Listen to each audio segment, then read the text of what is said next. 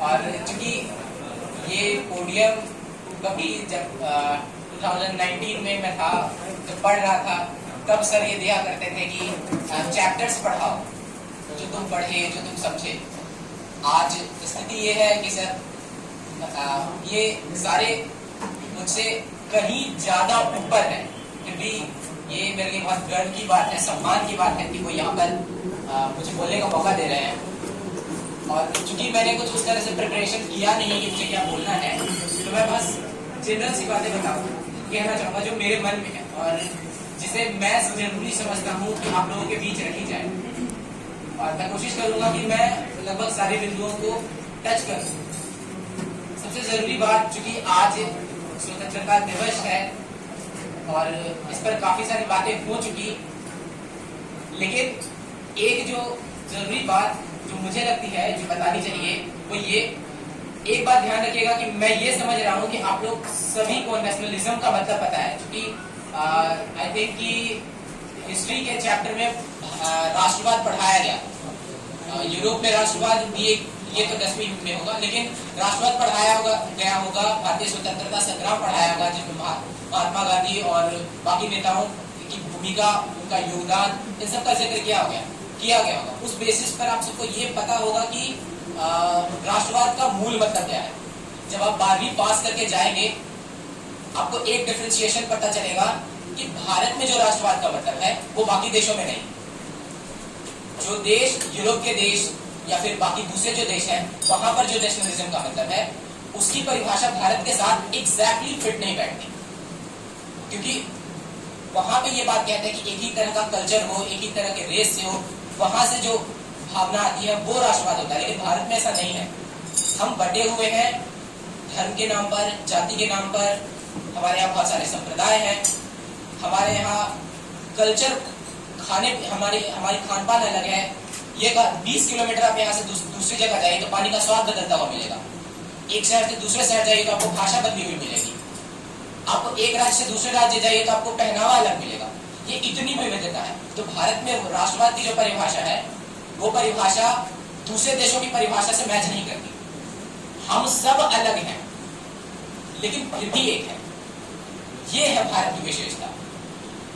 अब बाकी दूसरे देशों में जैसे उनके स्वतंत्रता दिवस मनाया जाता है, जरूरी नहीं है कि हम वैसे मनाएं।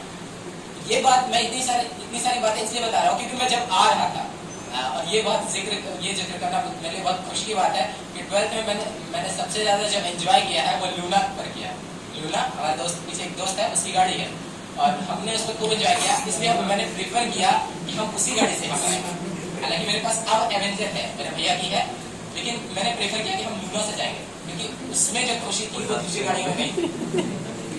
और वो जब हम उससे आ रहे थे तो मुझे ये दिखा कि लोग एक टेम्पो रखे हुए थे, उसमें भारत का झंडा था, डीजे में गाना बज रहा था, जय श्री राम के नारे लग रहे थे, भारत माता की जय के नारे लग रहे थे।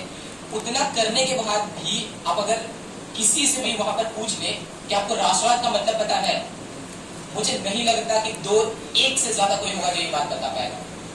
या वो उससे ये पूछ लीजिए कि अम्बेडकर का, महात्मा गांधी का, नेहरू का, श्यामा प्रसाद मुखर्जी का या बाकी दूसरों का क्या योगदान है, मुझे नहीं लगता कि उनको पता होगा। आप चूंकि यूथ हैं और आप इन जैसे संस्थानों में पढ़ रहे हैं और आपके पास ऐसे महत्वपूर्ण शिक्षक हैं, तो इनसे जो आपको ज्ञान मिलेगा उससे आपको डेवलप करना है अपनी क्षमता। आपको श्रेष्ठ होना है सबसे, इवन आपके बगल में जो बैठा है उससे, और इसी श्रेष्ठता के, लेकिन इस पूरी श्रेष्ठता में कहीं भी ये ना हो कि आपको बगल वाले के प्रति मन में जरा सा भी मैल है। अगर वो कभी सफल हो रहा है तो आपको खुशी होनी चाहिए, लेकिन आपके मन में ये भी होना चाहिए कि हम उससे थोड़ा बेहतर हों। और मेरे बैच में बिल्कुल थी, मेरे बैच में हेमू था, मेरे बैच में श्रेया थी। जब मैं कह रहा हूँ मेरे बैच में, तो मैं तो था ही, अब तीनों में ये चल रहा था। और टेस्ट में कई बार हेमू का बहुत अच्छा नंबर आता था, कुछ बार मेरा आया, श्रेया भी बहुत बार टॉप की। इन सब के बीच में हम सबकी इच्छा थी कि हम टॉप करें, और उन सब के पीछे जो सबसे ज्यादा मन, जो सबसे ज्यादा मेहनत करने की सोच रखते थे वो थे संतोष। और उसी का परिणाम है कि कोचिंग से 2019 में एक नहीं दो बच्चे स्टेट में और एक बच्चा डिस्ट्रिक्ट में रैंक लाए। यहाँ पे शुभम कुमार देख रहे हैं, हालांकि मेरी लास्ट टाइम बातचीत हुई थी तब वो बनारस में था, शायद किसी वजह से वो आ नहीं पाया होगा। तो मैं ये कह रहा था कि नेशनलिज्म जो मैं बात बता रहा था, ये आप लोग के अंदर, चूंकि आप लोग उनसे अलग हैं, तो आपको किताबों को पढ़ना है, लोगों से, शिक्षकों से मिलना है, सोशल होना है और उनसे अपना ज्ञान बढ़ाना है। और वो जब ज्ञान बढ़ेगा तब आप सही मायने में देश के लिए योगदान दे पाएंगे।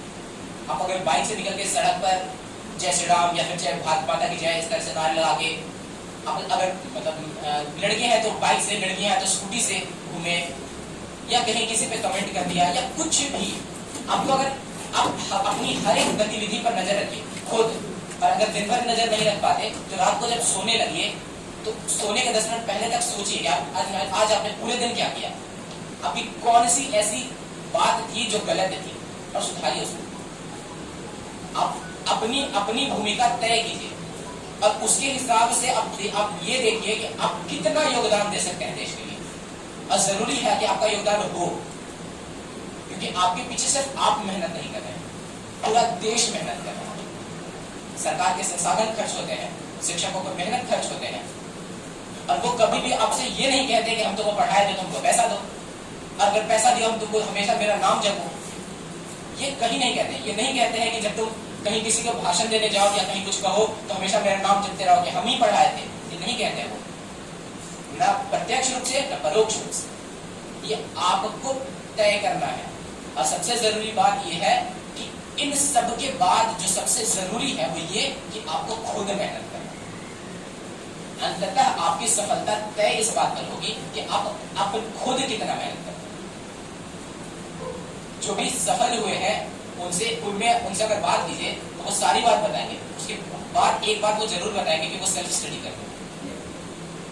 जरूरी नहीं है कि सिर्फ शिक्षक, सिर्फ नोट्स, सिर्फ कॉपी, सिर्फ किताब आपको सफल कर दे। यहाँ पर दो व्याख्याएं आती हैं। एक वो जिसके पास कोई संसाधन नहीं, एक बच्चा है जिसके पापा कोई छोटी मोटी जॉब नौकरी करते हैं या मजदूर है, दिन में 2 बार खाने को मिलता है या नहीं मिलता, वहाँ भी मजदूरी करती है, घर में कोई काम करने वाला ना हो। और खास करके ये समस्या लड़कियों के साथ ज्यादा होती है, क्योंकि लड़कों को घर का बर्तन नहीं धोना पड़ता है, लड़कों को भैया को खाना निकाल कर देना नहीं पड़ता है, ये काम सब लड़कियों को करना पड़ता है। तो लड़कियों के साथ लड़कों से ज्यादा समस्याएं होती है। इसका मतलब ये नहीं है कि लड़कों के साथ समस्या नहीं, उनको भी बाहर का सारा काम उन्हीं को, अगर वो बैठे हुए भी पढ़ने को तो पहले 5 रुपये हल्दी लेकर आओ, 10 रुपये लहसुन लेकर आओ, ये सब का। तो समस्याएं दोनों के साथ है, लेकिन लड़कियों के साथ थोड़ी ज्यादा है। और